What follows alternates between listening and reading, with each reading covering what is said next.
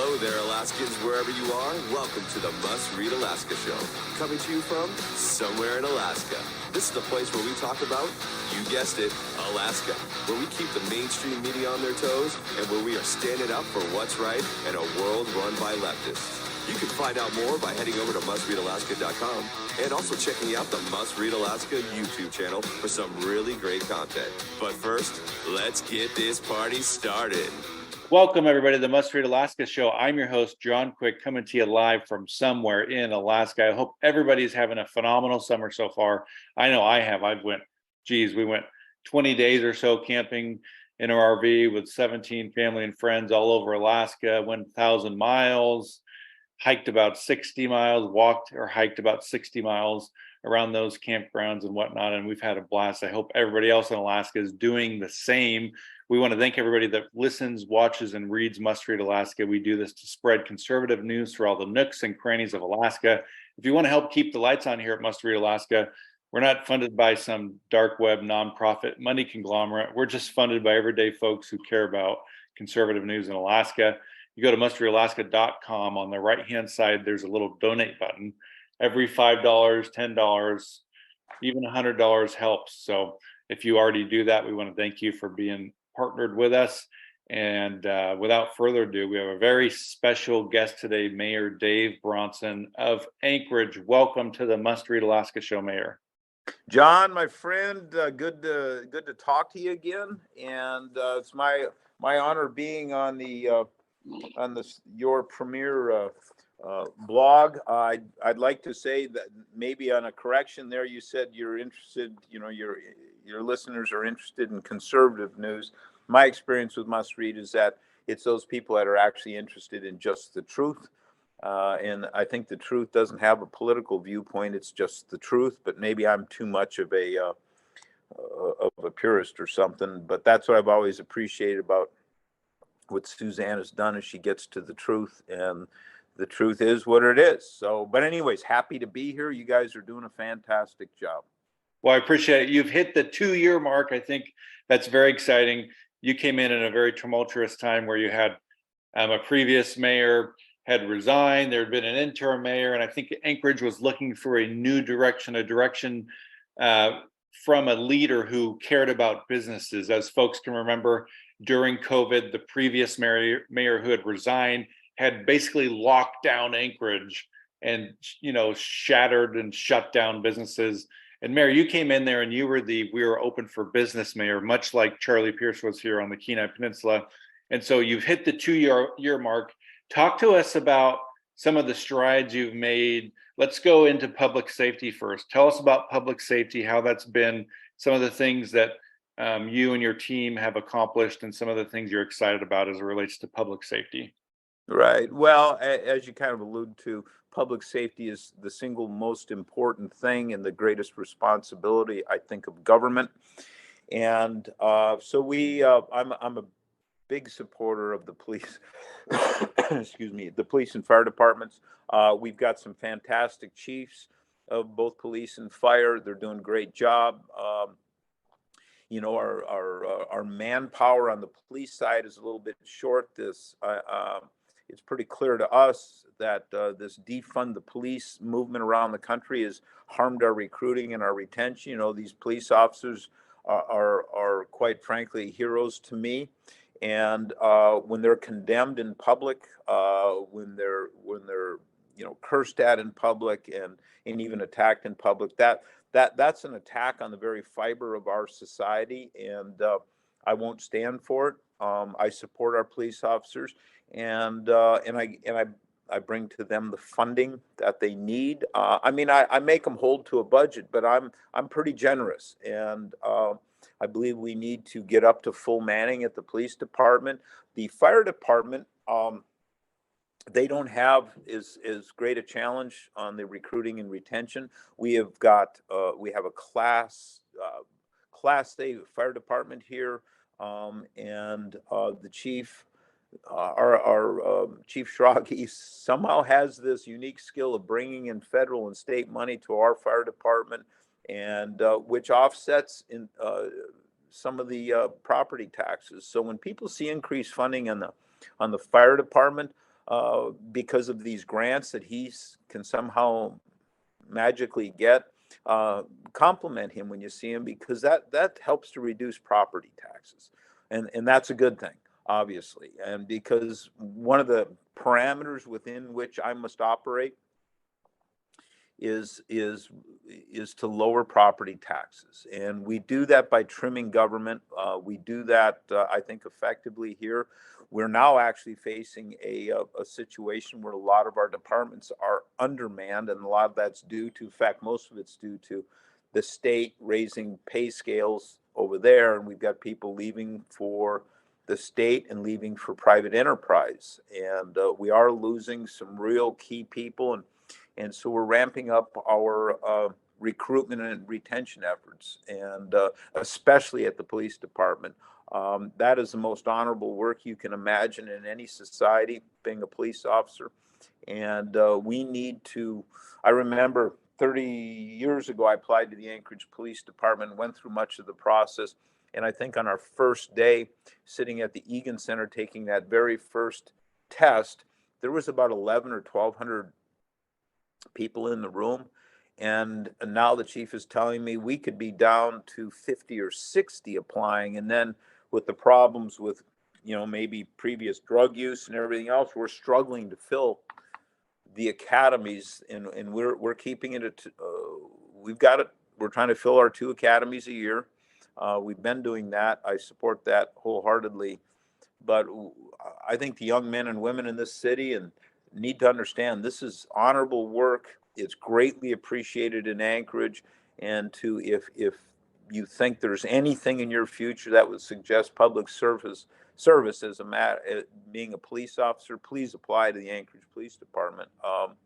We have a good benefits package. We do very well.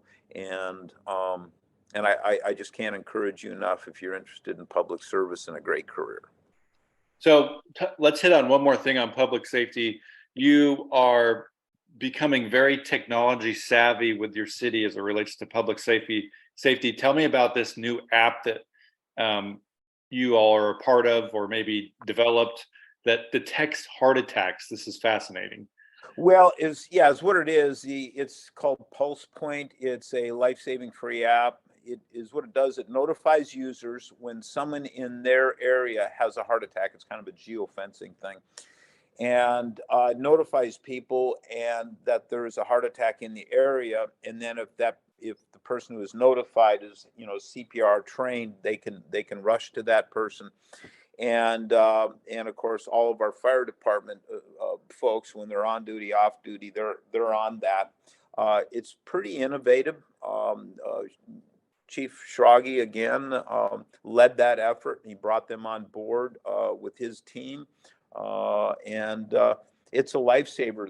The numbers are actually pretty impressive. It's in Anchorage is what it does. The number of it increased the number of people that have heart attacks. The survival rate increased by 13 percentage points to over a 57% survival rate of heart attacks.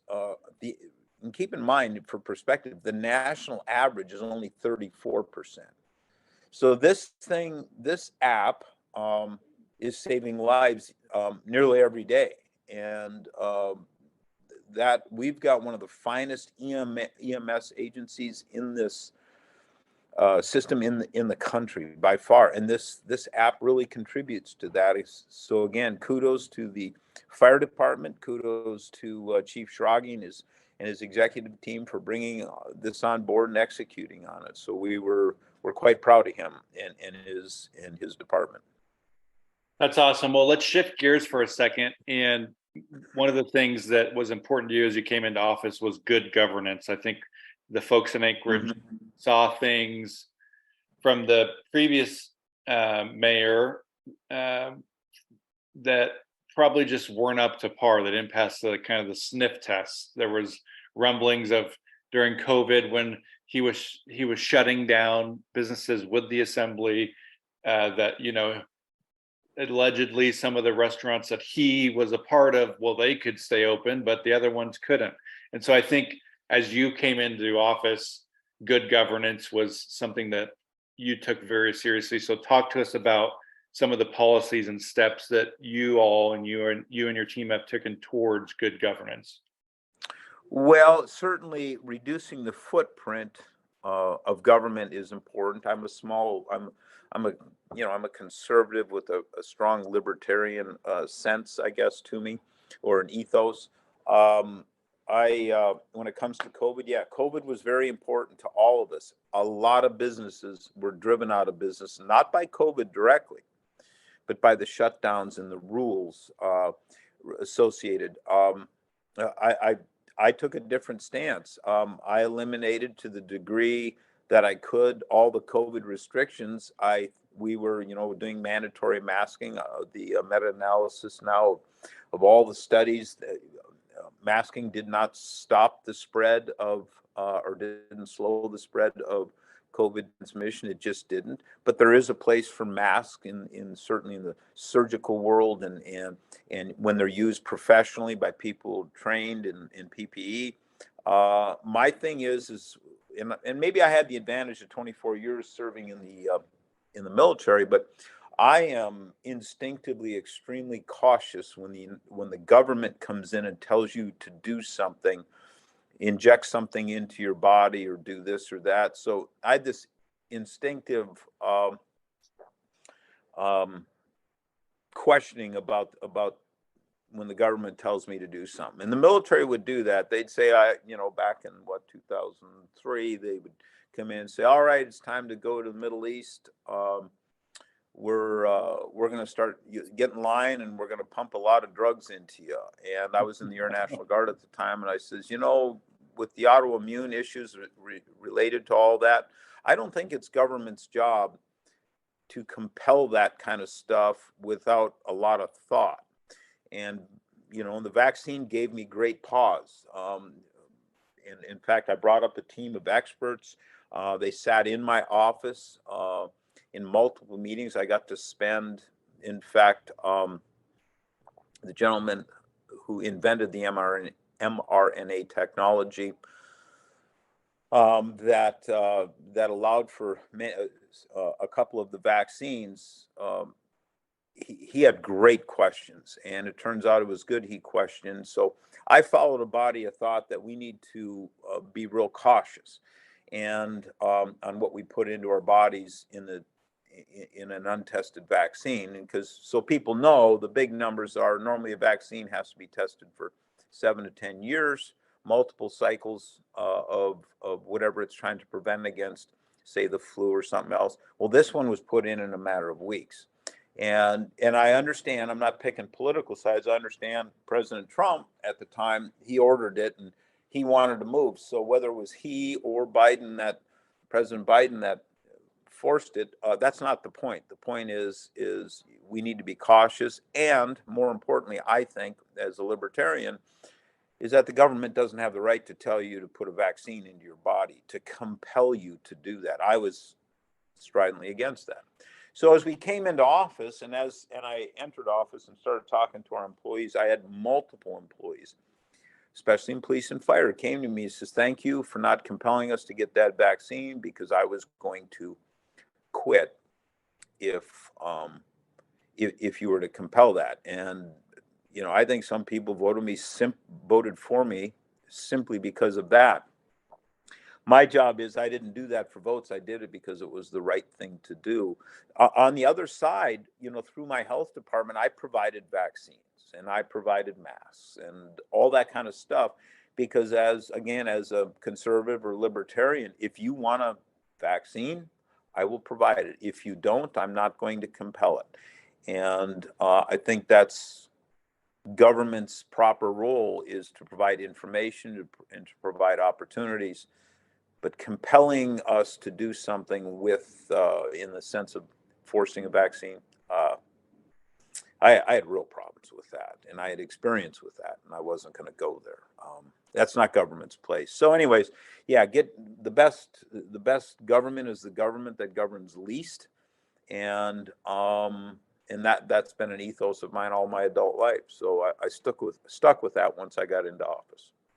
Nice. Well, yeah, I think the extreme views of you have to get a vaccine and you have to get 10 boosters, or nobody gets a vaccine, nobody should get a vaccine. I think people forgot that there's a middle road where if you want to get a vaccine and 20 boosters, go for it. Just Right. don't tell me I have to do the same. I'll just do whatever I want. You do whatever you want, and we'll call it good.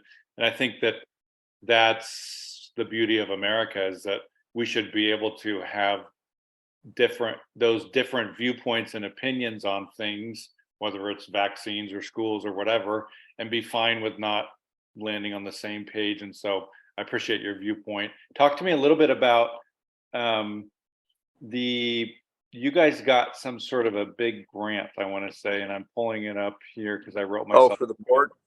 Yes, the port. So you guys, let's talk a little bit about the port, because I think you broke some sort of a record. You got Right. the biggest appropriation, at least that anybody could remember, maybe even in the history of appropriations. Talk to me about the port and why it's so important that we fix it. I think that most people don't realize that when they go to Walmart or Fred Meyer or Three Bears or Costco, these goods, we just kind of take for granted that these goods show up on a shelf.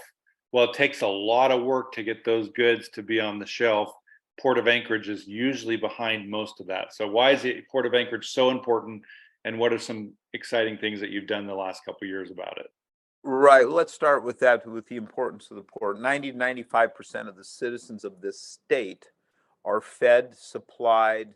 Everything you get comes over that port, that dock, and the dock is failing. It's approaching the end of its service life. So, real short, the engineering. I'm a detail guy, but I'll keep this simple. The dock is supported by a bunch of columns, steel columns that are not filled with concrete and rebar. They're just metal pipes stuck down in the ground. Some of them approaching 200 feet stuck into the ground, and they're failing. They're corroding, for lack of a better phrase.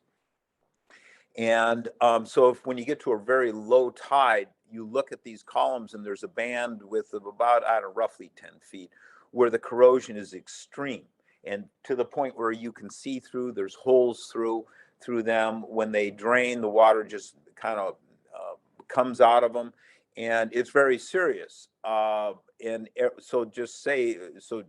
look at it like it is. Our food is dependent on a structure that's completely failed, or is at risk of completely failing. The earthquake we had a few years ago, had it gone 7 more seconds, the engineers subsequently told us the port would have failed. And when I mean fail, it would fall off downhill into the water.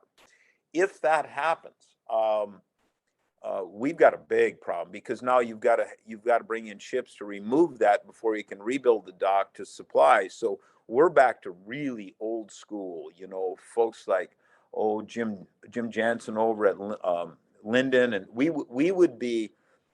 our shippers would probably be bringing in food on barges to the beaches, and we'd be offloading that way. We'd get a little bit from Seward and Whittier, but all the ports combined do not have the capacity of that port.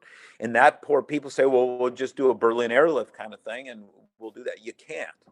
That's not possible, because those 4 ships, 2 on Sunday, 2 on Tuesdays from Tote and Matson, that cargo, that equivalent would be the same as equivalent of 700 747 cargo flights. That's never going to happen. Well, those aircraft don't exist, and I spent 18 years flying 747 cargo aircraft for Northwest Airlines. I have a sense of that business. That capacity doesn't exist, and no one's going to give up their. Lower 48 gets their cargo shipments from 747s from Asia or wherever. They're not going to give up their capacity cargo, so it's not going to happen. So this is an Alaska problem specifically.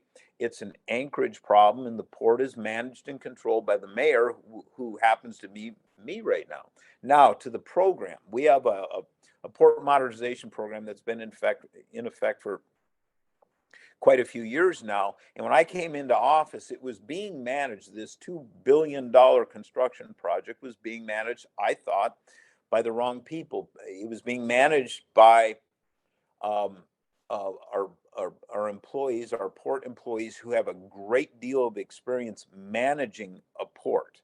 They have zero experience in building a port. It's two different, completely different things. And managing a port, which they do extremely well, has to happen as we build the port. So I came in, I looked at it, and this happened within a few weeks.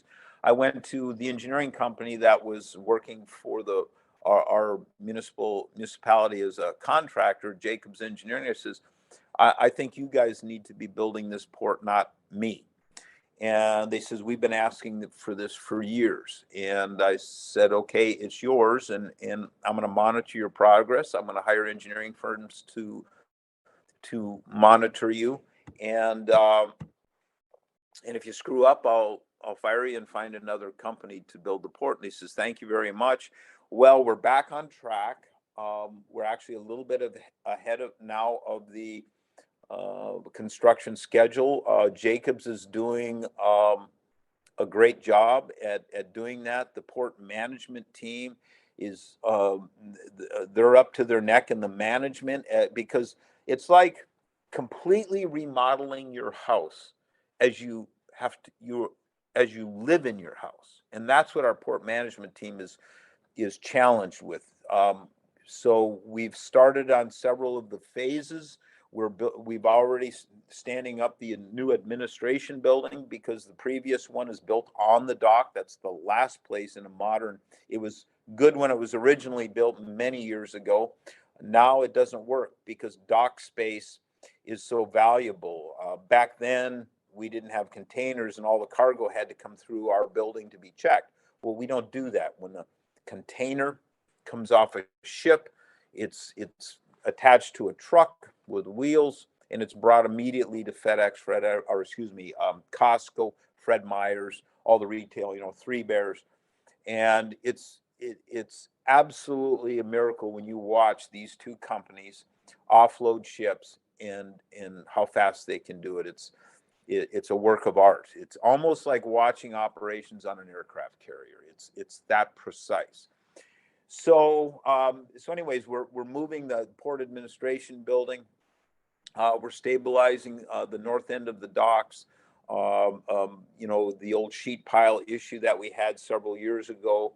The sheet piles buckled during the driving them in, and during the tide cycles, soil was leaching out into the current, which caused sinkholes way back from the water line. So that's and with bigger ships now coming in with Toten Matson, we need to get that peninsula, for lack of a better phrase, of land out of the way. We're removing that. We're salvaging that gravel, and hopefully to be used with other projects. Someone had thought it might be a good idea to take it out in the inlet and dump it. And I says, we don't waste that kind of resource. We paid a lot of money for that gravel, and we're going to store it and we're going to reuse it. So anyways, so the folks know, we have two docks in the port project, the port reconstruction project. When we get up when the first one is stood up, so when we have a seismically secure dock, the first one, that is food security.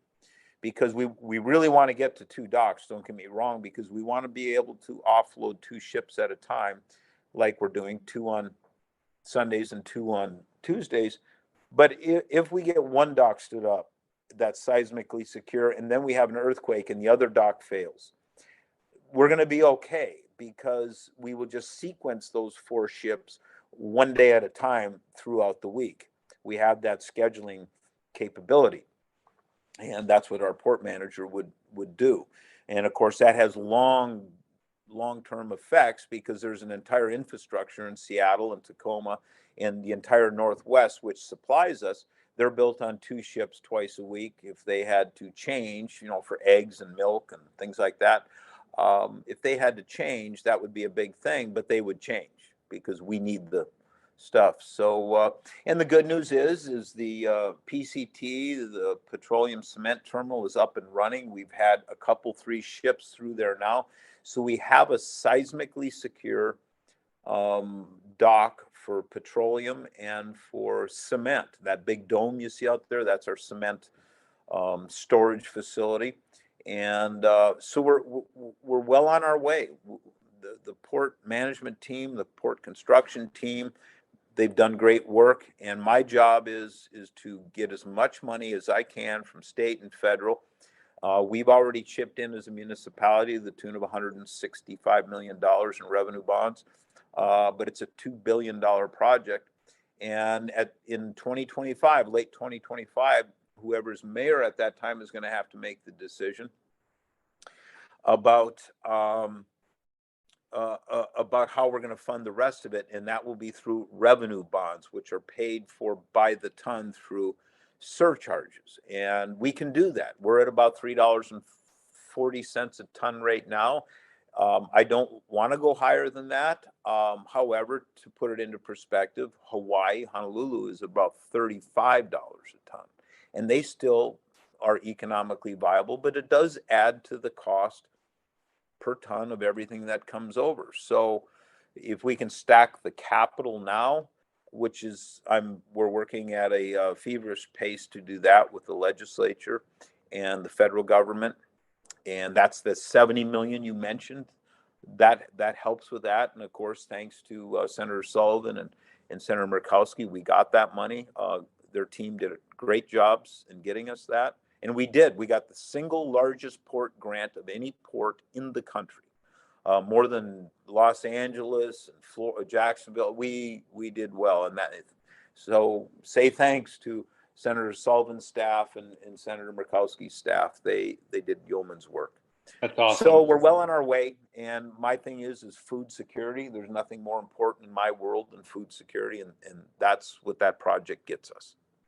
So, as the mayor, you're in charge of the port that brings goods or service goods to 90% of the population in Alaska. So is it fair to say, let's say, it's hypothetical, but we're in the middle of winter, there's a huge earthquake that happens, you and I both know those things happen, let's say the port goes down, is that a national emergency? I mean, is it a catastrophic emergency that's going to happen if the port were to go down because of an earthquake in the middle of the winter?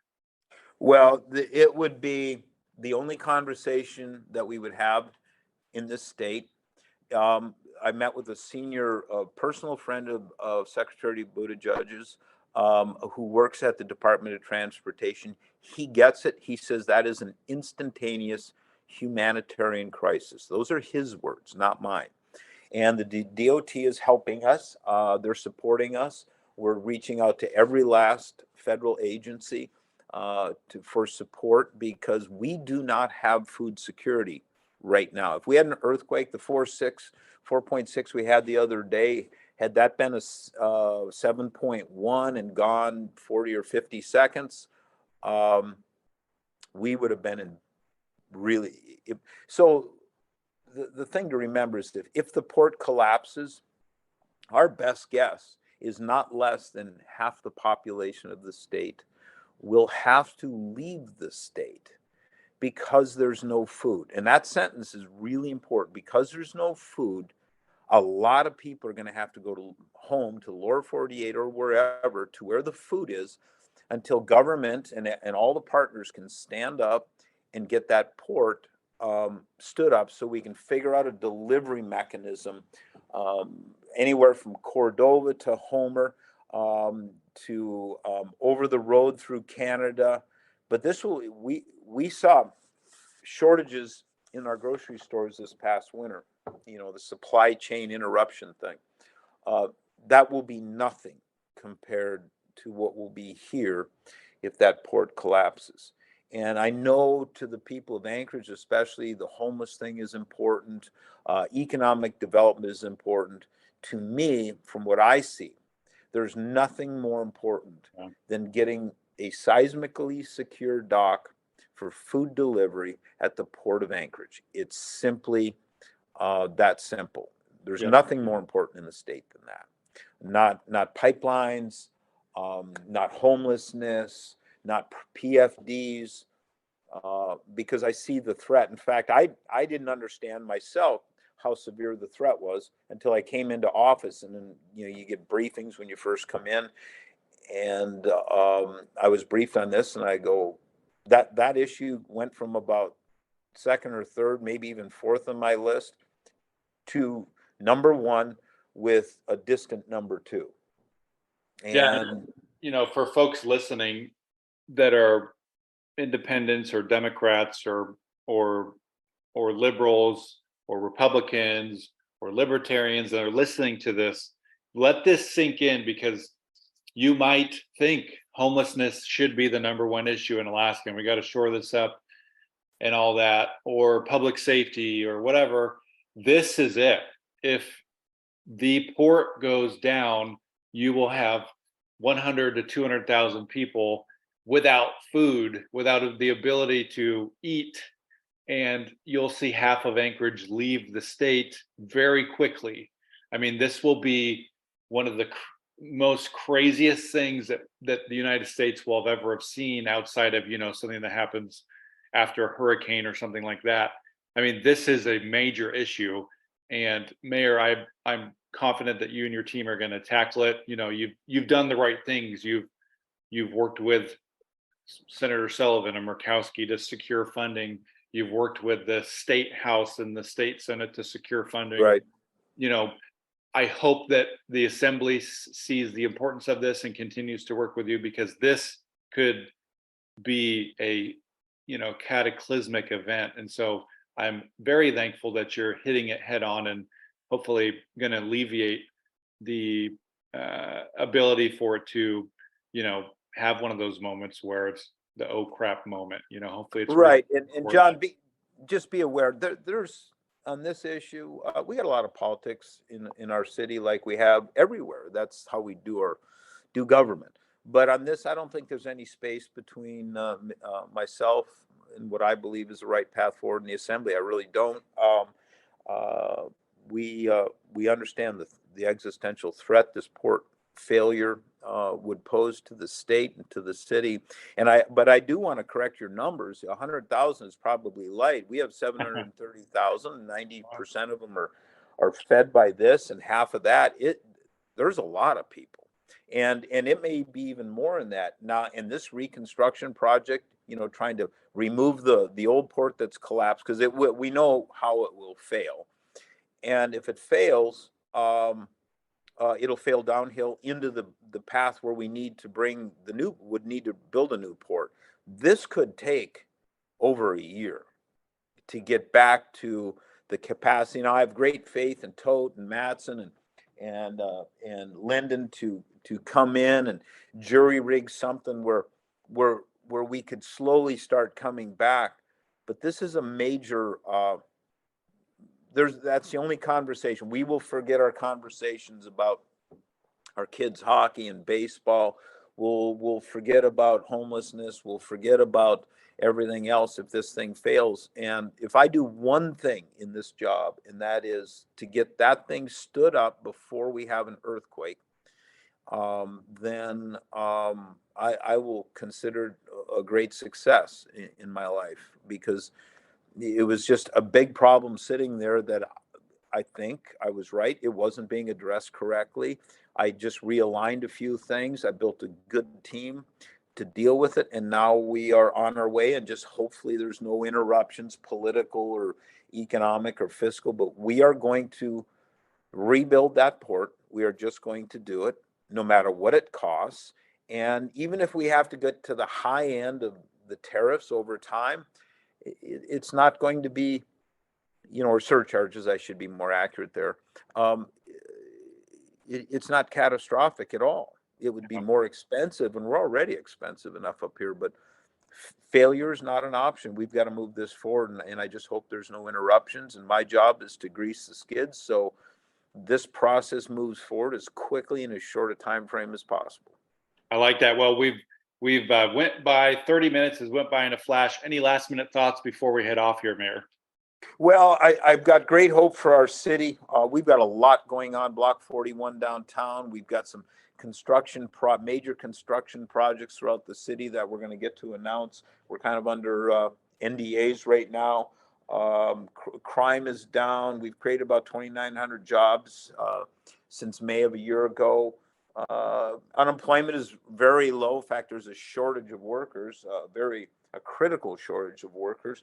And then housing. We are working full speed ahead on making housing cheaper and more affordable and more plentiful. We've got to get government out of the way of the building of homes. We simply have to do that. And I've got a great team that's focused on that. We need to turn our real estate, whatever it is, buildings or just raw property, we've got to turn it into revenue generating property that increases the tax base so that the property taxpayer has less of a burden on operating government. And that's my job. That's a key focus, and everything we do is filtered through that prism of reducing property taxes. And it's tough. It's real tough, but we'll get there. Well, I appreciate you showing up to the Must Read Alaska show, and wishing you nothing but success, Mayor Bronson, as your journey continues. And I think that you're on a good trajectory, and I'm really excited about you and your team fixing the port. That's going to be awesome. I think, like I said, you're on the right track there. You've garnered support from Sullivan and Murkowski and the State House and the State Senate and people on the Assembly. And I think that, people will look back on your term there and be very excited that a businessman wanted to tackle this problem, because usually people would not want to tackle a problem this size. So thank you so much for your work, and you're welcome on anytime on the Must Read Alaska show. I want to encourage people to that listen, watch, and read Must Read Alaska. If you want to help keep the lights on here, go to mustreadalaska.com. On the right-hand side, there's a little donate button. Click on that. Every $5, $10 helps keep the lights on here at Must Read Alaska. If you're already doing that, I want to thank you for doing that. And until next time, I'm John Quick from somewhere in Alaska. Thank you, Mayor Bronson, for coming on the Must Read Alaska show. Thanks, John.